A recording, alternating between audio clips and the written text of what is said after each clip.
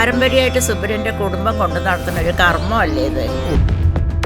ആർക്കതിനൊക്കെ ഇപ്പൊ ഇത്ര നേരം? എല്ലാം ന്യൂ ജനറേഷനല്ലേ. ഈ ആചാരങ്ങളും അനുഷ്ഠാനങ്ങളും മുറുകെ പിടിച്ചിട്ട് എന്തിനാ? മടിയൻ പഠിക്കാൻ വരാതെ ഊർജുറ്റിൽ തുടങ്ങിയെന്നാ തോന്നുന്നേ. ആശാന്റെ കാലം കഴിഞ്ഞാ ഈ കൂടിച്ചേരലുണ്ടാവുമോ? നീ ഊർജുറ്റി നടക്കുന്ന കാര്യമൊക്കെ ഞങ്ങൾ പറഞ്ഞു കൊടുത്തിട്ടുണ്ട്. അതുകൊണ്ട് നീയായിട്ടുള്ള കൂട്ടുകെട്ടി ഞങ്ങൾക്ക് ഇനി വേണ്ട. ദൈവമുണ്ട് എന്ന് വിശ്വസിക്കുന്നവർക്ക് അതൊരു അനുഗ്രഹം. ആചാരങ്ങളും അനുഷ്ഠാനങ്ങളൊക്കെ മുറുകെ പിടിച്ചോളൂ സുബ്ര. നിനക്ക് ടേസി കിട്ടും, ഉറപ്പാ. അല്ല മണിയാ, നീ ഇന്ന് ഭൂതം കെട്ടാൻ പോയില്ലേ?